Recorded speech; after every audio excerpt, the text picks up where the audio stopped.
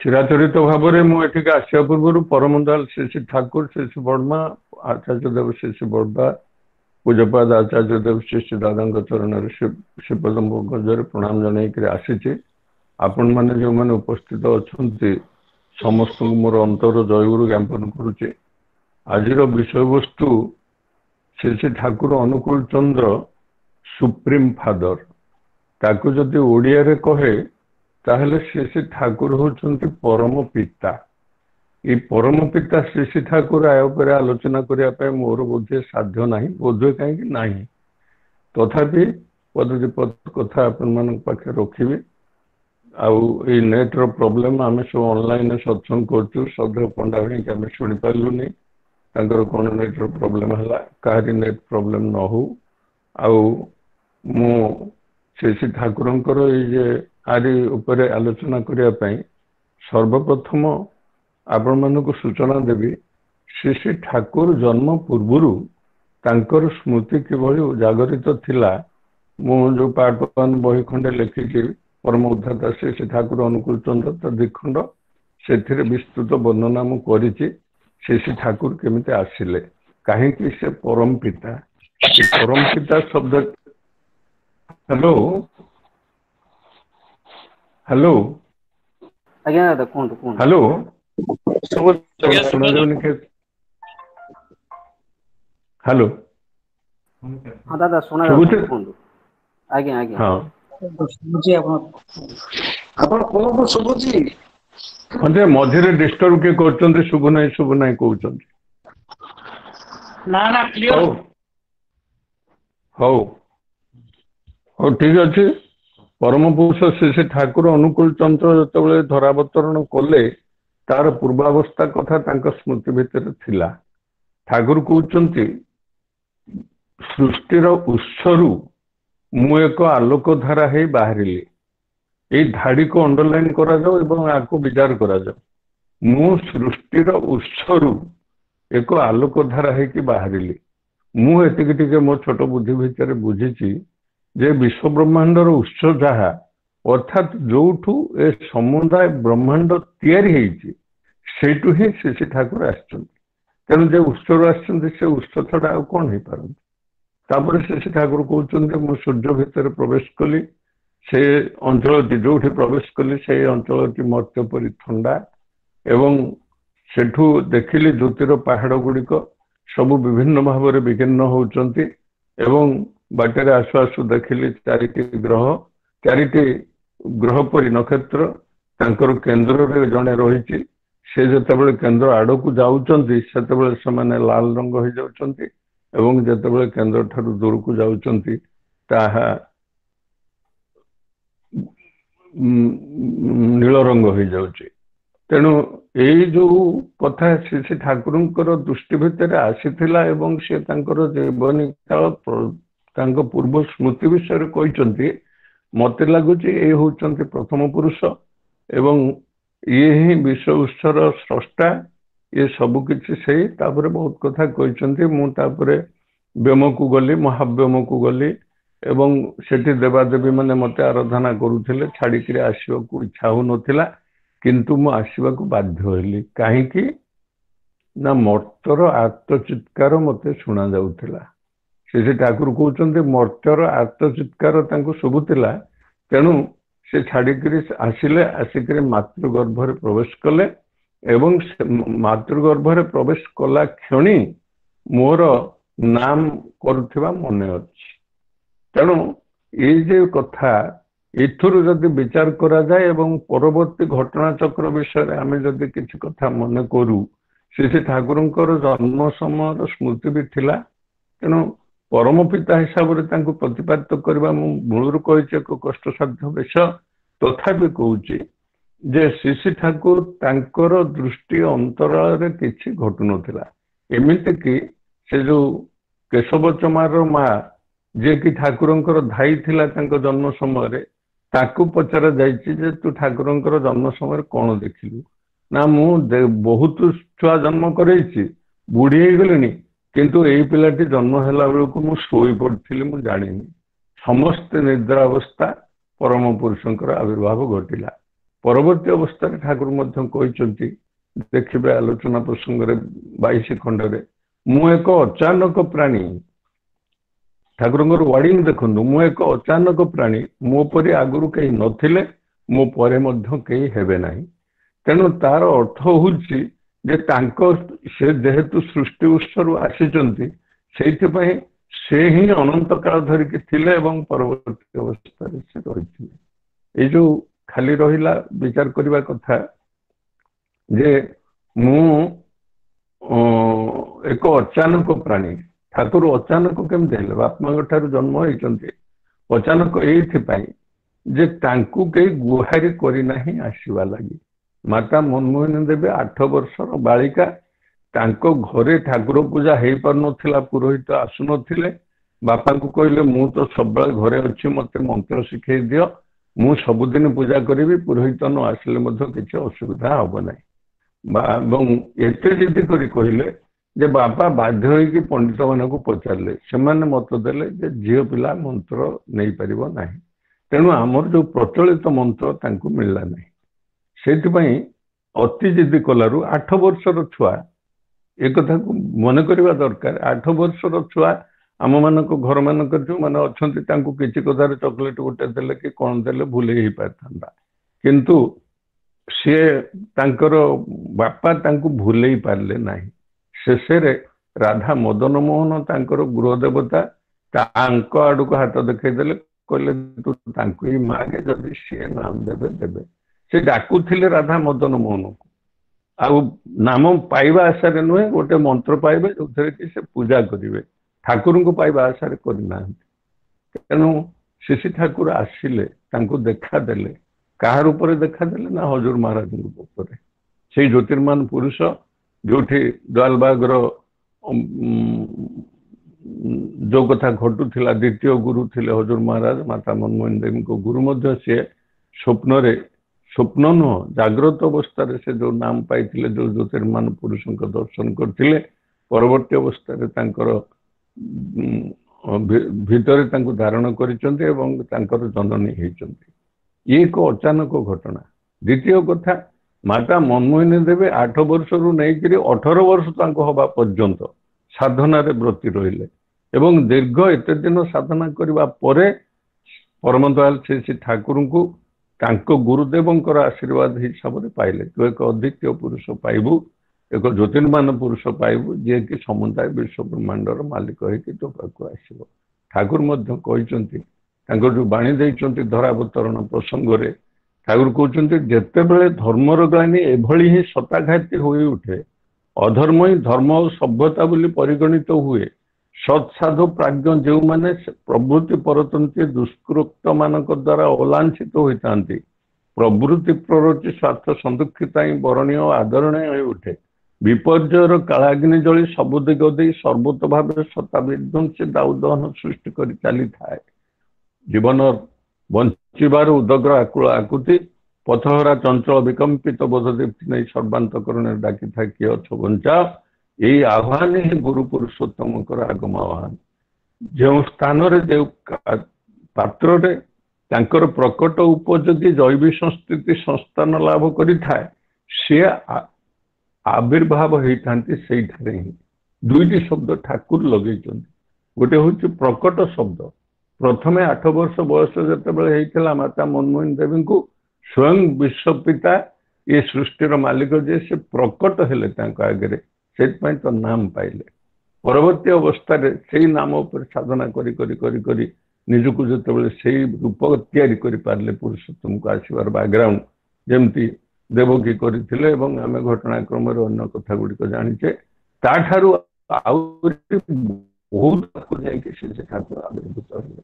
ଏହା ସୂଚନା ଦଉଛି ଯେ ଠାକୁର ହିଁ ପ୍ରକୃତରେ ପରମପିତା, ତାଙ୍କର ଲୀଳା ସେ ନିଜେ କରୁଛନ୍ତି ଏବଂ ଏହି ଲୀଳା ମାଧ୍ୟମ ଦେଇକରି ସେ ଜଗତକୁ ଆସିଲେ।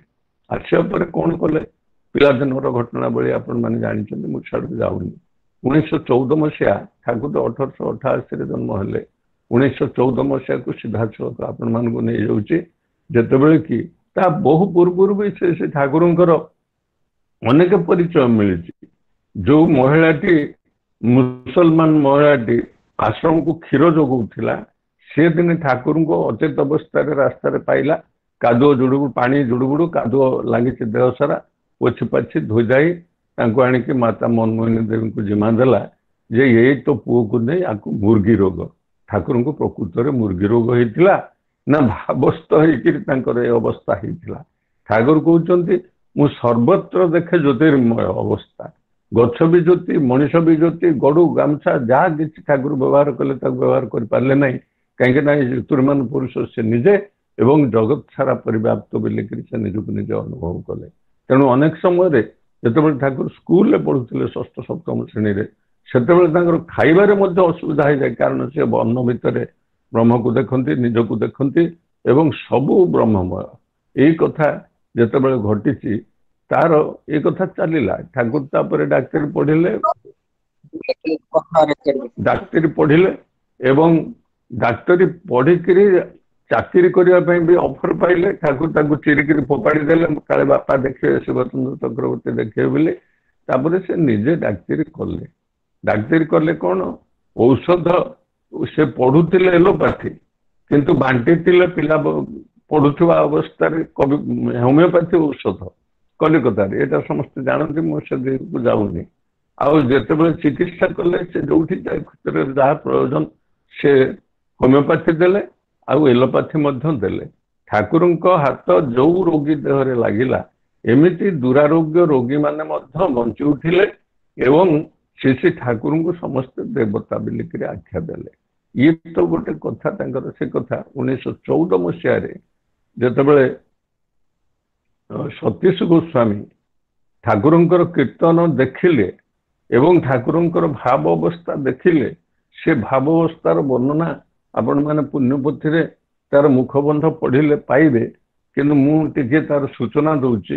ଠାକୁର କେମିତି ଭାବସ୍ଥ ହଉଥିଲେ, ଉଦଣ୍ଡ କୀର୍ତ୍ତନରେ ମାତି ରହୁଥିଲେ ଏବଂ ପୁରୁଷ ଉଚ୍ଚ, ଗୋଟେ ମଣିଷ ଯେତେ ଉଚ୍ଚ ତାଠାରୁ ଆହୁରି ଉଚ୍ଚକୁ ଡେଉଁଥିଲେ ଏବଂ ଡେଇଁ ଡେଇଁ ଡେଇଁ ଡେଇଁ ଏଇ ଯେ କୀର୍ତ୍ତନ ଭିତରେ ତାଙ୍କ ଯେମିତି ଆହ୍ଲାଦ ସୃଷ୍ଟି ହଉଥିଲା ଲୋକମାନଙ୍କ ଭିତରେ, ସେ ଠାକୁର ନିଜେ ତାଙ୍କ ଶରୀରଟା ଗୋଲ ହେଇଯାଉଥିଲା, ଚକା ପରି ଗଡି ଗଡି ଗଡି ଗଡି ଚାଲି ଯାଉଥିଲା। ଏବଂ ଠାକୁର ଯୋଉ କେବେ ବି ଦିନେ ଯୋଗ ସାଧନା କରିନାହାନ୍ତି, କିନ୍ତୁ ଦେହରେ ତାଙ୍କ ଦେହରେ ବିଶ୍ୱ ବ୍ରହ୍ମାଣ୍ଡର ଯେତେ ଯୋଗ ଅଛି, ଯେତେ ରୂପ ଅଛି, ଏମିତିକି କଚ୍ଛପ ରୂପ ବି ଧାରଣ କରିଛନ୍ତି, 10 ଅବତାରର ସମସ୍ତ ରୂପ ଧାରଣ କରିଛନ୍ତି ଗୋଟି ଗୋଟି ସେ ଠାକୁର। ଏବଂ ଶେଷରେ ଶରୀରଟି ଏକଦମ କୌଣସି ଚେତନା ନଥାଇକି ପଡି ରହେ। ତାଙ୍କର ଡାହାଣ ପାଦର ବୁଢା ଆଙ୍ଗୁଠିଟି ଥରିବାକୁ ଲାଗେ ଏବଂ ସେ କମ୍ପନ ଧୀରେ ଧୀରେ ଧୀରେ ଧୀରେ ଉପରକୁ ଉଠି ବେକ ପାଖରେ ସ୍ଥିର ହେଇଯାଏ। ଯୋଉ ଘଟଣା ଅନ୍ୟ କୌଣସି ପୁରୁଷୋତ୍ତମଙ୍କ କ୍ଷେତ୍ରରେ ଘଟି ନାହିଁ, ଏଭଳି ଅସାଧ୍ୟ କଥା।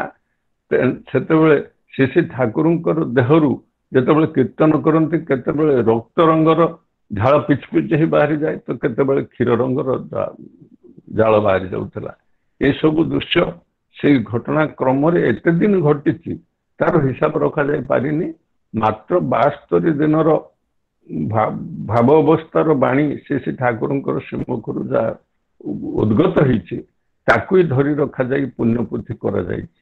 ପ୍ରଥମ ଯେତେବେଳେ 1914 ମସିହାରେ ଦେଖିଲେ ସତୀଶ ଗୋସ୍ୱାମୀ, ସେ ଠାକୁରଙ୍କର ଏଇ ଯେ କଣ୍ଠ ଦେଶରେ ଆସି ସ୍ଥିର ହେଇଯାଏ କମ୍ପନଟି, ତାଙ୍କର ସମୁଦାୟ ବଡିଟି ମୃତବତ, ଦେହରେ ଚେତନା ନଥାଏ, ହୃତ୍ସ୍ପନ୍ଦନ ବନ୍ଦ, ଆଖିରେ ଆଙ୍ଗୁଠି ଗେଞ୍ଜିଲେ ବି ଡୋଳା ପଡେ ନାହିଁ।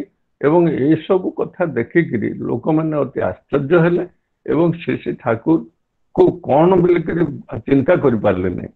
କିନ୍ତୁ ସେତେବେଳେ ଅଧିକାରୀ ମହାଶୟ, ସେ ଯିଏକି ବୈଷ୍ଣବ ଧର୍ମରେ ଦୀକ୍ଷିତ ହେଇଥିଲେ, ବୃନ୍ଦାବନ ଅଧିକାରୀ, ସିଏ ସମସ୍ତଙ୍କୁ ପରାମର୍ଶ ଦେଲେ ଯେ ଇଏ ଏକ ଅସାଧ୍ୟ କଥା, ଯୋଉ ଦିବ୍ୟ ବାଣୀମାନ ବାହାରୁଛି, ସ୍ୱର୍ଗୀୟ ବାଣୀମାନ ବାହାରୁଛି, ତାକୁ ଲିପିବଦ୍ଧ କର।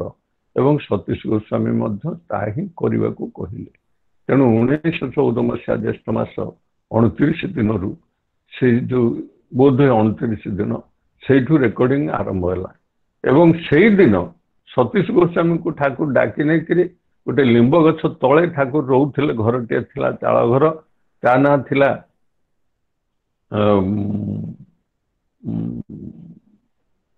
ସେ ଘରଟିର ନାଁ ବି ଅଛି, ମୋର ହଠାତ୍ ମନେ ପଡୁନାହିଁ। ସେ ଠାକୁର ସେଇ ଘରେ ରହୁଥିଲେ, ଲିମ୍ବମୂଳ ଘରେ। ଏବଂ सतीश गोस्वामी को सांगे नहीं जाकि तांको जीवन साधन भजन कथा पचारे विशेषकर पचारे जे सतीश दा आपण राम तारक मंत्र जप करती ना हम करे ना टे जप कले से जमती जप कर राम तारक मंत्र जप करुँच ता भितर से ठाकुर को से देखुं शेष भाव विहल हो मुंड भीतर को से काली पूजा भी करुले काली पूजा भी देखी जहाँ जहाँ कर जो मंत्र चंडी इत्यादि ताकू भी सब गाइबा ठाकुर कहते से ठाकुर से रूप मान धारण करुले परिशेष एमती दिव्य रूप देखिले सतीश गोस्वामी जो थे कि से दिन ही दीक्षा है 1914 मसीह 1919 मसीहा पर्यंत दीर्घ 5 वर्ष धरिकी से ठाकुर भाव अवस्था है से पुण्यपुथी जो बाणी सब रेकर्ड कर सबुगुड़िक जदि आम भल भाव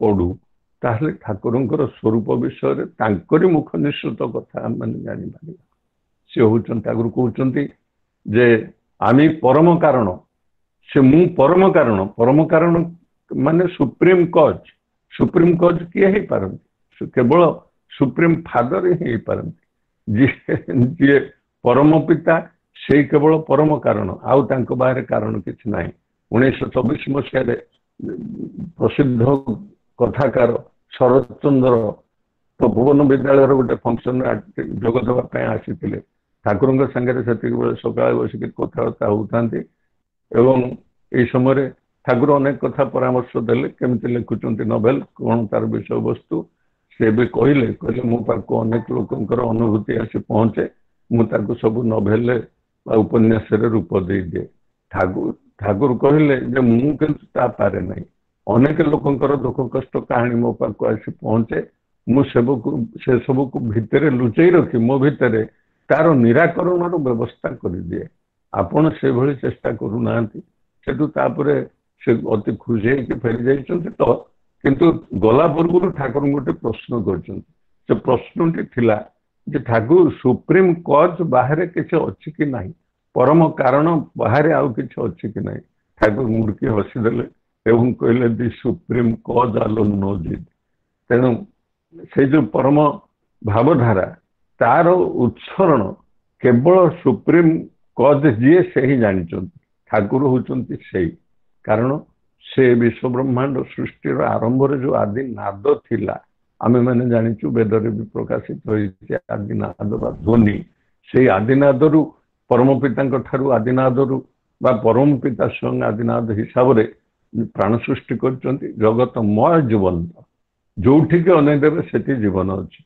कारण परम पिता प्रथमे जीवन ही सृष्टि कले ठाकुर कहते आमी परम कारण अनंत कोटि देवता इंद्र चंद्र वायु वरुण आमी सब आमी श्रीकृष्ण आमी श्रीकृष्ण अंग ज्योति बहुत कथा से सेमती कहते जे तोर महामहा पाप था तू गो हत्या ब्रह्म हत्या जहाँ करा कहीं तू मो पाक पड़ छुटिया मत टे मो कथा विश्वास कर स्मरण कर मो आत्मा मो परमात्मा मु तो भितर प्रकट हेबी ठाकुर से मुखर कथा मो आत्मा मो परमात्मा अर्थात आम जो परमात्मा को खोजुचु बा परम पिता को खोजुचु ठाकुर भी सब कहते परम पिता जदि कहीदेवे मु कहबी एभली अद्भुत घटना कहारी जीवन में घटी ना से दिन थिला 1948 मसीहा मे मास 10 तारीख से दिन ईद पड़ता एवं जड़े भाई जाकि ठाकुर पाखे कथा प्रसंग को कहले ठाकुर आउ कुरान में 6000 आयत अच्छी आयत कहुए 6000 आयत अच्छी ठाकुर से कहले देखा जाऊ परम पिता जब दया कर मत किसी कहुई दिखती ताहले मु भी किसी बाणी दे पारे आगे 400 तापर 600 तापर 1000 बढ़ी बढ़ी चलला से 1948 मसीहा मे मास 10 तारीख सोमवार होता दिन 11:15 ठारू ठाकुर जे बाणी देवा आरंभ कले 1968 मसीहा डिसेम्बर मास 24 तारीख मंगलवार दिन 2:52 पर्यंत ये जो दीर्घ समय दीर्घ 21 वर्ष धरिक 7500 दिन धरिक ठाकुर बाणी देते 7500 दिन भितर ठाकुर टोटाल गद्य बाणी देते 10,392 तेणु ये जो बाणी ଠାକୁରଙ୍କର ଶ୍ରୀମୁଖରୁ ବାହାରିଛି ଇଏ କେବଳ ଐଶ୍ୱର୍ଯ୍ୟ କୃପା ବା ସ୍ୱୟଂ ଈଶ୍ୱର ପାରିଲେ ପାରିବେ, ନହେଲେ ଆଉ କିଏ ପାରିବେ ନାହିଁ।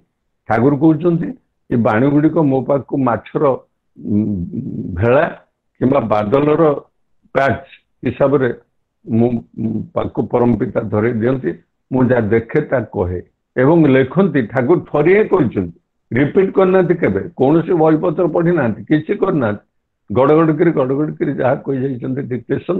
ଏଭଳି ଅଦ୍ଭୁତ କଥା କେବେ ବିଶ୍ୱ ବ୍ରହ୍ମାଣ୍ଡରେ ଘଟି ନାହିଁ। ଆଉ ସେଇଭଳି ବି ଶ୍ରୀ ଠାକୁର ଅଜସ୍ର ଛଡ଼ାର ବାଣୀ, ଯାହାକୁ ଠାକୁରଙ୍କ ଶ୍ରୀମୁଖର କଥା ଆମେ ତାକୁ ଛଡ଼ା କହିଲେ କଣ ବୁଝିବା, ସେଟା ବି ଜ୍ଞାନ ଭିତରେ ଆମର ଥିବ କି ନାହିଁ। ଠାକୁର କହୁଛନ୍ତି ଏଇ ମଟୋ ମାନେ ମହତ୍ଵବାଣୀ ଯାହା କୁହାଯାଏ, ଛଡ଼ାର ବାଣୀ ସେ ବାଣୀ। ତେଣୁ ଠାକୁର ସେ ଛଡ଼ାର ବାଣୀ ବି ଦେଇଛନ୍ତି 8834। ଦିନେ କେଷ୍ଟଦା କଥା ପ୍ରସଙ୍ଗରେ ଠାକୁରଙ୍କୁ କହିଲେ, 1935 ମସିହା କଥା ସେଟା, ଠାକୁରଙ୍କୁ କହିଲେ ଠାକୁର ଆଉ ଅନେକ ବିଦେଶୀ ଆସୁଛନ୍ତି ଆପଣଙ୍କ ପାଖକୁ, ଇଂରାଜୀରେ କଥା ହେଉଛନ୍ତି, କିଏ ଜଣେ ଇଣ୍ଟରପ୍ରିଟର ଦରକାର ହେଉଛି, ଆପଣ ଯଦି ଇଂରାଜୀରେ କିଛି ବାଣୀ ଦିଅନ୍ତେ ତାହେଲେ ବହୁତ କଥା ହେଇପାରନ୍ତା, ଆଉ ସମସ୍ତେ ବୁଝିପାରନ୍ତେ। ଠାକୁର ଫାଙ୍କି ଦେଲେ, କହିଲେ ଦୂର, ମୁଁ ଇଂରାଜୀରେ ଗୋଟେ ବାକ୍ୟ କହିପାରିବିନି, ମୁଁ ବାଣୀ ଦେବି। ଦିନେ ସେ ଠାକୁର ବାଥରୁମକୁ ଯାଉଛନ୍ତି, ହଠାତ୍ ଡାକି ପକେଇଲେ କେଷ୍ଟଦା ଶୀଘ୍ର କାଗଜ କଲମ ନେଇକରି ଆସନ୍ତୁ, ପରମ ପିତା ମତେ କିଛି ଇଂରାଜୀରେ ବାଣୀ ଯୋଗେଇ ଦଉଛନ୍ତି।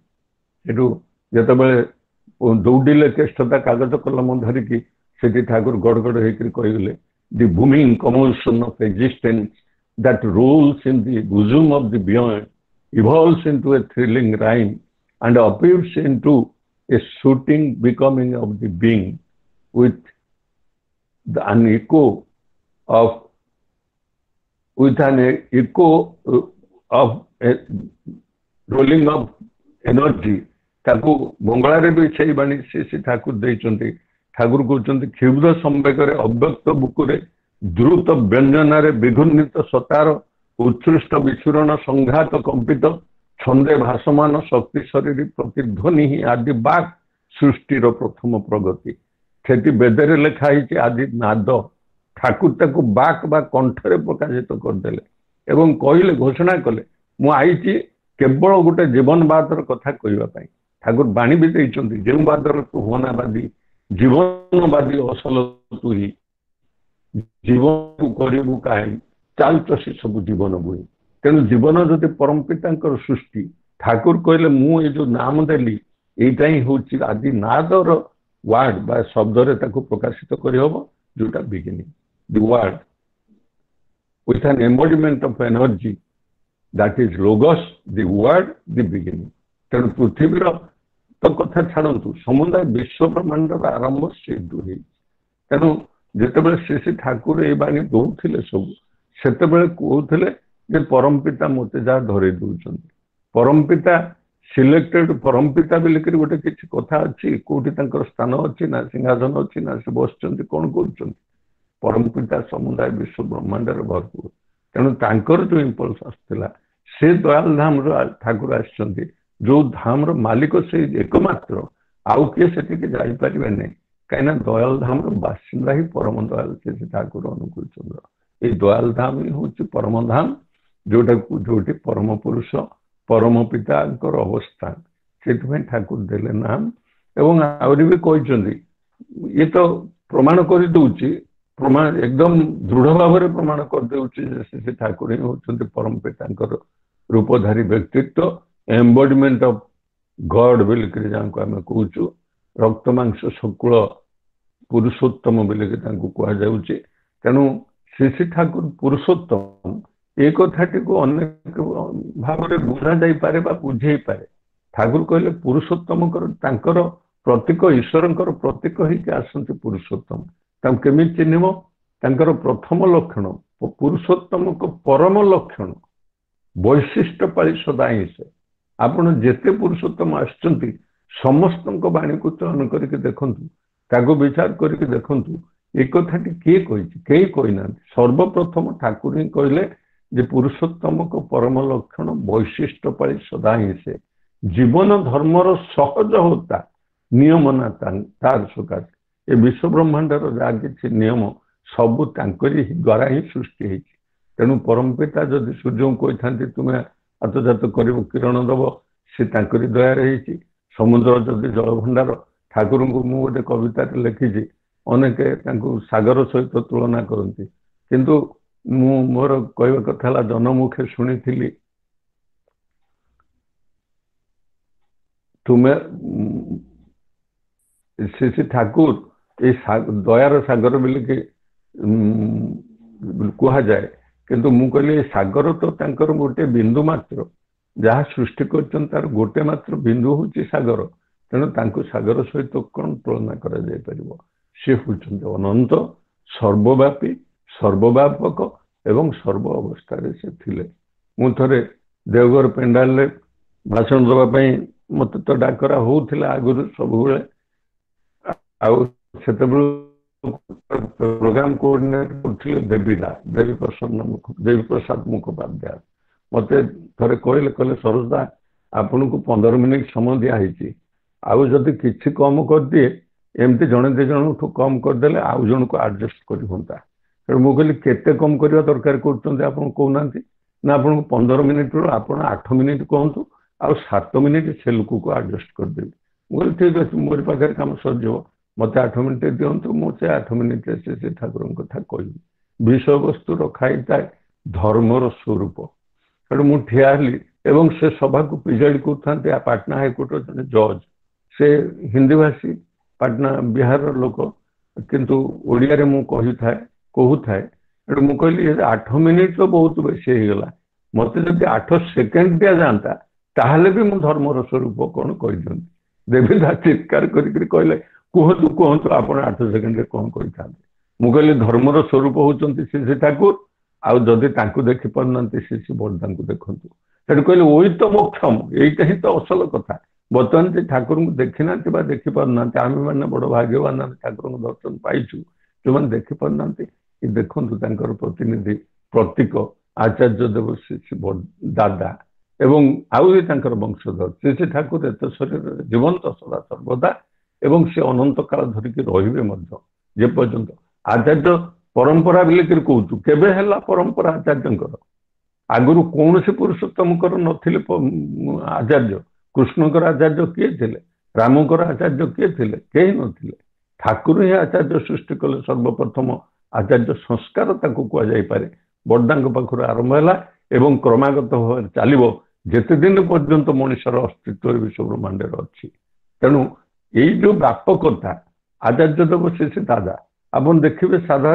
पोशाक से बसी किंतु सबु बेले नाममय दिने केष्टदा कौन गोटे अवसर ठाकुर को कुंडे पकड़े जमी कुंडे पकई छिटके पड़े ठाकुर झुंटी पड़े ना कौन गोटे सीओ को पड़ जाऊ केष्टदा कुंडे पकई किंतु से अवस्था केष्टदा निजे छिटके पड़े करेन्ट लगला भाया लगला तेणु जदि सेपरी कहार सुजोग जुटे जीवन में श्री दादा को जदि कई कुंडे पारे ताले से किभली झटका पाइब से जापर से कौ स्तर मनीष कौन तेणु पुरुषोत्तम सदा जाग्रत आउ ठाकुर को पुरुषोत्तम बोलिक प्रतिपादन करवा ये सहज कथा हो पारे अतीव कष्टकर कहीं अनुभव न कले हो पारे ना तेणु दयाल धाम आम गले तो ठाकुर कहते दया जो स्वत श्रोता से तो दयाल धाम अर्थात जो दया स्वत पूरी आसी से ठाकुर समुदाय जीवन चर्या 81 वर्ष काल जीवन चर्या को जब आम अनुधान करूँ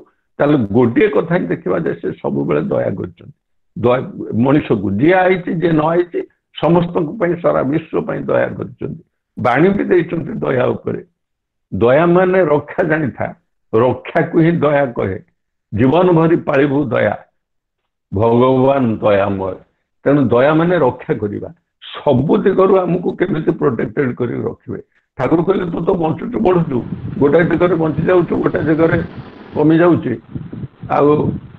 कथा हेले तो तोर बंचवा बढ़िया संपूर्ण है नहीं तू पूरा पूरी सामग्रिक भाव समग्र जीवन चर्या भितर जिते बंचवाई चाहपर चेष्टा करूँ से जहाँ हवा कथा ता हम तेणु श्री ठाकुर परम दयालु आउ एभली रास्ता सब दे जाइछन किछि को बाद देना सबू देला परे दिने केष्ट पचारे ठाकुर ठाकुर पचारे केष्टा आ कौन बाकी रहा କେଷ୍ଟତା ଗୋଟେ ନମ୍ର ଭାବରେ କହୁଛନ୍ତି ଠାକୁର ଆଉ କିଛି ବୋଲି କିଛି ବାକି ନାହିଁ। ଜ୍ଞାନର ଜାହାଜ ବୋଲିକିରି ଯାହାକୁ ଠାକୁର ଉପାଧି ଦେଇଥିଲେ, ଗୋଟେ ଚଳନ୍ତି ଲାଇବ୍ରେରୀ ବୋଲିକି ଯାହାଙ୍କୁ ଲୋକ ଜାଣିଥିଲେ, ସେ କହୁଛନ୍ତି ଆଉ କିଛି ବାକି ରହିନାହିଁ। କୋଉ କଥା କହିବେ କୁହନ୍ତୁ? କୋଉଠୁ ନଖରୁ ଶିଖା ପର୍ଯ୍ୟନ୍ତ ଯେକୌଣସି ପ୍ରସଙ୍ଗରେ ଦେଖିବେ ସେ ଠାକୁରଙ୍କର କଥା ରହିଛି ଏବଂ ସେଠି ଆମେ ଦେଖିପାରିବା। ଆଉ ଗୋଟେ ସବୁଠୁ ବଡ କଥା, ଶ୍ରୀମଦ୍ ଭଗବତ ଗୀତାରେ ପରମ ପୁରୁଷ କୃଷ୍ଣଚନ୍ଦ୍ର ଅର୍ଜୁନଙ୍କୁ କହୁଛନ୍ତି ପୁରୁଷୋତ୍ତମ କିଏ ତୁ ଜାଣୁ? ଠାକୁର କହୁଛନ୍ତି, ଶ୍ରୀକୃଷ୍ଣ କହୁଛନ୍ତି ଉତ୍ତମ ପୁରୁଷୋତ୍ତନ୍ୟ ପରମାତ୍ମ ଭୂଦାହୁତେ ଯୋ ଲୋକ ତ୍ରୟମାବିଶ୍ୟ ବିଭକ୍ତବ୍ୟଶ୍ୱର। ଯେ ଉତ୍ତମ ପୁରୁଷ ତାଙ୍କୁ ହିଁ କୁହାଯାଏ, ବେଦରେ ତାଙ୍କୁ ପରମାତ୍ମା ବୋଲିକରି କୁହାଯାଇଛି। କାହିଁକି ନା ସେ ମଣିଷର 3 ଲୋକରେ ପ୍ରବେଶ କରିକି ତାକୁ ରକ୍ଷା କରନ୍ତି। ଏଇ 3 ଲୋକ କଥା ମୁଁ ଏଇଭଳି ବୁଝିଛି, ଆଉ କିଏ କଣ ବୁଝିଥିବ ମୁଁ ଜାଣିନି। ମୋର ଗୋଟେ ପୂର୍ବ ଜୀବନ ଥିଲା, ମୁଁ ଥିଲି ବୋଲିକି ଆଜି ଆସିଛି ଏବଂ ଏଠୁ ଏ ଦେହ ଛାଡ଼ିଲେ ପୁଣି ଆଉ କିଛି ରୂପ ନେଇକରି ଆସିବି। ତେଣୁ ମୋର ଅତୀତ, ମୋର ବର୍ତ୍ତମାନ ଏବଂ ମୋର ଭବିଷ୍ୟତ, ଏ 3 ଲୋକକୁ ଉଦ୍ଧାର ରାସ୍ତା ସେ ଠାକୁର ଦେଇ ଦିଅନ୍ତି। ତେଣୁ ବିଭକ୍ତବ୍ୟଶ୍ୱର ବୋଲିକି ତାଙ୍କ ନାଁ। ତେଣୁ ପୁରୁଷୋତ୍ତମଙ୍କର ବାଣୀ ଯଦି ଉଦ୍ଧାର କରି ଠାକୁରଙ୍କ ପାଖରେ ଲଗାଯାଏ ତାହେଲେ କେବଳ ତାଙ୍କରି ପାଖରେ ହିଁ ସବୁ ଇଏ ଲାଗିବ। ଉତ୍ତମ ପୁରୁଷୋତ୍ତନ୍ୟ ପରମାତ୍ମା ବୁଧାଉତେ। ଆଉ କଣ ବିଶେଷ ପ୍ରମାଣ ଦରକାର ଆମମାନଙ୍କର? ସବୁଠୁ ବଡ କଥା ହଉଛି ଠାକୁର କହିଲେ ତୁ ଏତେ କଥା ବୁଝିପାରିବା ପାଇଁ ତୋର ଜ୍ଞାନ ନଥାଇପାରେ, ତୁ ପଢା ଲେଖା ବେଶୀ ନ ହେଇଥାଇପାରୁ ମୋ ଭଳିଆ ମୂର୍ଖ, କିନ୍ତୁ ତୁ ଯଦି ଗୋଟିଏ କଥା କରୁ, ଏଇ ଯୋଉ ତୋର ସମୁଦାୟ ଚିତ୍ତକୁ ଯଦି ସଂଲଗ୍ନ କରିଦଉ ମୋ ଠାରେ, ମୋ ପାଖରେ ଯଦି ଆତ୍ମସମର୍ପଣ କରିଦଉ, ତାହେଲେ ତୋତେ ଜୀବନରେ କିଛି ଅଭାବ ରହିବ ନାହିଁ। ସେଥିପାଇଁ ସେ ଠାକୁର ମୁଁ ସବୁବେଳେ କହିଥାଏ, ଆଜି ବି କହୁଛି, ଯଜନ ରାଜନ ଇଷ୍ଟଭୂତି ସ୍ୱସ୍ତୟିନୀ ସଦାଚାର୍ଯ୍ୟ କହିଛନ୍ତି ଯଜନ ପ୍ରସଙ୍ଗରେ ଏକକ ବାଣୀ କିଛି ନାହିଁ। ଆପଣ ଦେଖିବେ ପଥର କଡିରେ ସେ ଠାକୁର ଗୋଟେ ବାଣୀ ଦେଇଛନ୍ତି,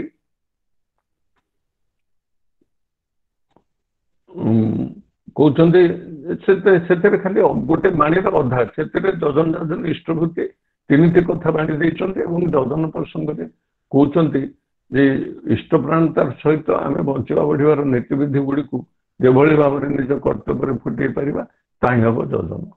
ଯଜନ ମାନେ ହଉଛି ଠାକୁରଙ୍କୁ ଆପଣାର କରିନେବା। ସେଥିପାଇଁ ଯଜନ 7ଟା ଅଙ୍ଗ ଠାକୁର ବାନ୍ଧି ଦେଇଛନ୍ତି।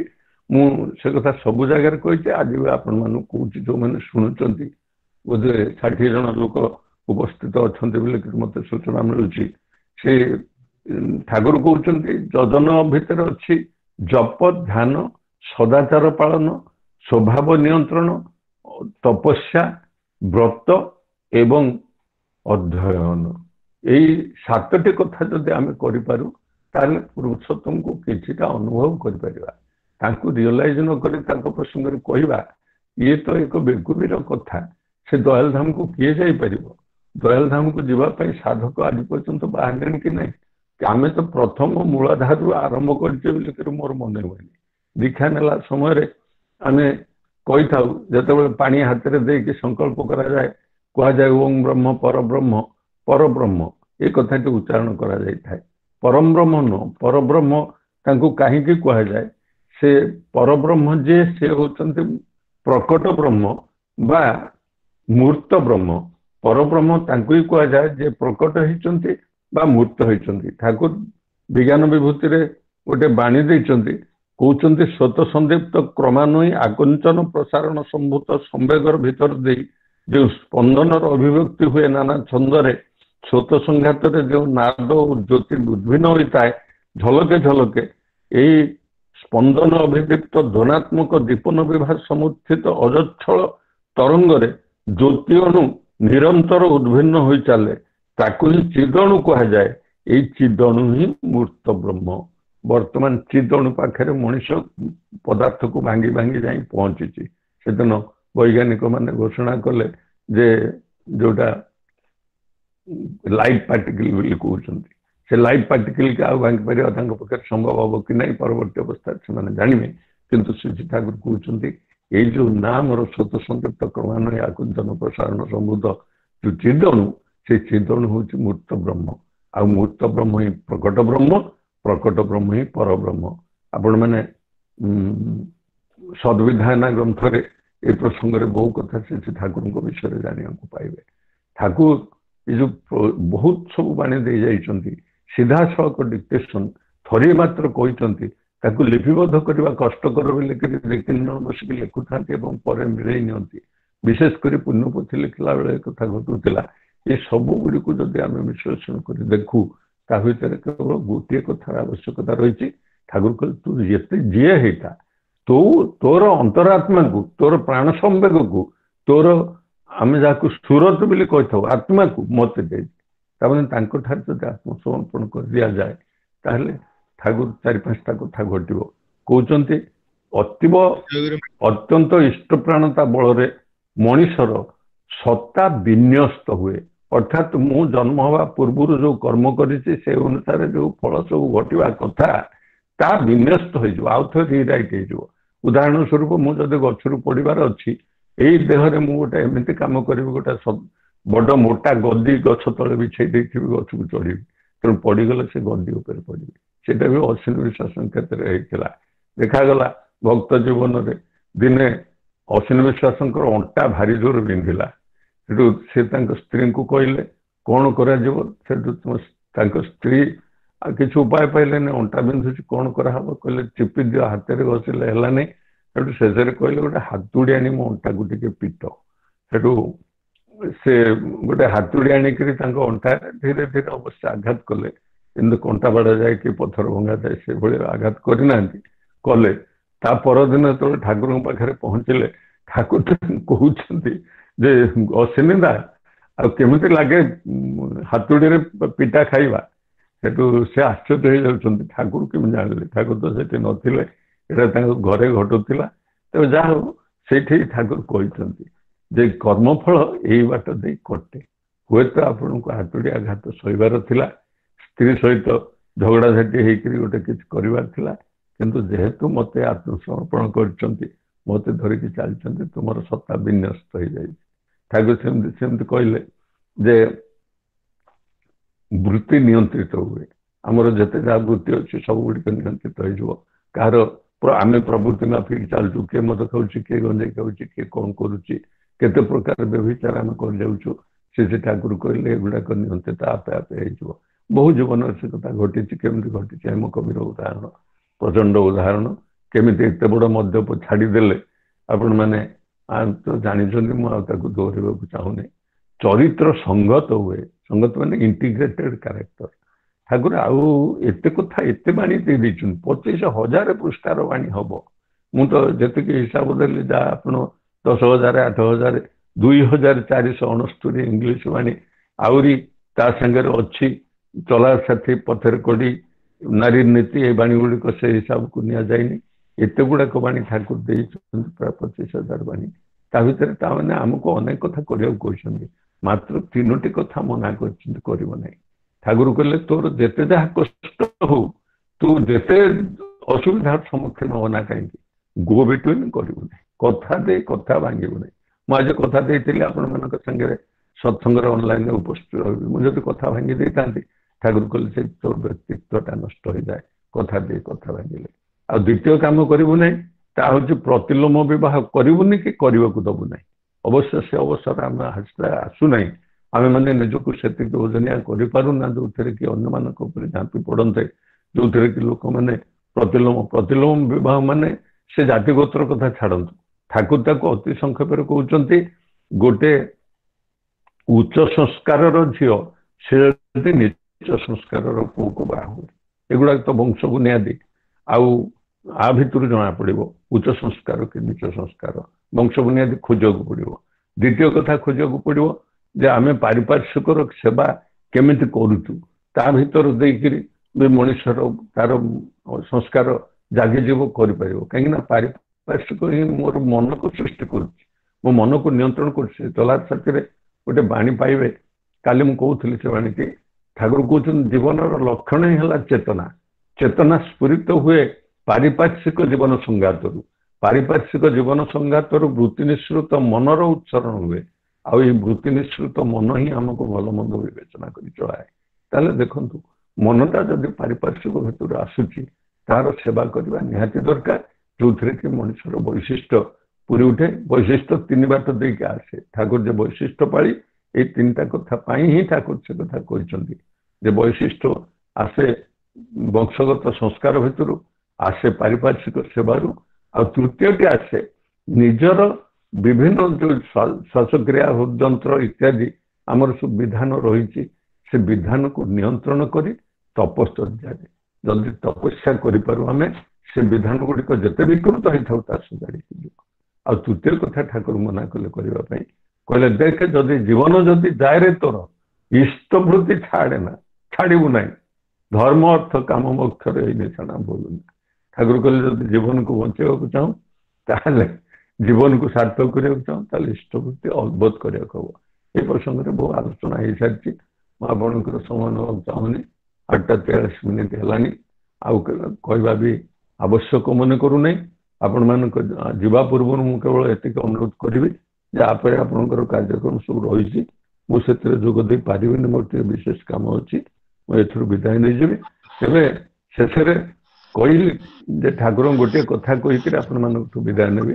ସେ କଥାଟି ହଉଛି, ଠାକୁର କହିଲେ ମୁଁ ବିଧି ଏବଂ ବିଧିଦାତା ବି, ସେ ହଉଛନ୍ତି ବିଧି। ତେଣୁ ଠାକୁର କହୁଛନ୍ତି ନିଷ୍ଠୁର ବିଧିକୁ ଅବମାନନା କରିପାର, ତାଚ୍ଛଲ୍ୟ କରିପାର, ତାକୁ ସେ ସ୍ୱାଧୀନତା ତୁମର ଅଛି, କିନ୍ତୁ ପ୍ରକୃତି ତା ନିର୍ମମ ଆଘାତ ହାଣିବାରେ ରିହାତି ଦେବ ନାହିଁ। ଏ ସ୍ୱାଧୀନତା ପ୍ରକୃତିର ବି ଅଛି, ବୁଝ, ଯାହା ଶ୍ରେୟ ବିବେଚନା କର ତାହିଁ କର। ତେଣୁ ଚାଲନ୍ତୁ, ଠାକୁର ହଉଛନ୍ତି ପରମ ପିତା ସ୍ୱୟଂ, ସେଇଠୁ ଉଦ୍ଭବ ହେଇଛନ୍ତି, ଆସିଛନ୍ତି। ଆମେ ଯେତପର ନାସ୍ତି ଚେଷ୍ଟା କରି ତାଙ୍କର ଆପଣାର ହେଇ ଉଠିବାକୁ ଚେଷ୍ଟା କରିବା। ଆମେ ଠାକୁରଙ୍କୁ ଆପଣେଇ ନେଲେ ମୋ ଆପେ ଆପେ ସବୁ କଥା ହେଇଯିବ। ଆଉ ମୁଁ ଠାକୁରଙ୍କର ହେବି ଏ କଥା, ବା ଠାକୁର ମୋର ହେବେ ଏ କଥା ନ କହି ମୁଁ ଠାକୁରଙ୍କର ହେବି, ଏଇ ଭାବନା ନେଇକି ଚାଲି ଆମେ ଜୀବନ ବିତେଇବାକୁ ଚେଷ୍ଟା କରିବା। ପରିଶେଷରେ ସମସ୍ତଙ୍କର ମଙ୍ଗଳ କାମନା କରି ମୁଁ ବିଦାୟ ନେଉଛି। ଜୟ ଗୁରୁ। ଜୟ ଗୁରୁ। କୃଷ୍ଣ ଜୟ ଗୁରୁ। ଜୟ ଗୁରୁ। ଜୟ ଗୁରୁ। ଜୟ ଗୁରୁ। ଜୟ ଗୁରୁ। ହ୍ୟାଲୋ। ଜୟ ଗୁରୁ। ଜୟ ଗୁରୁ। ହଁ ମୁଁ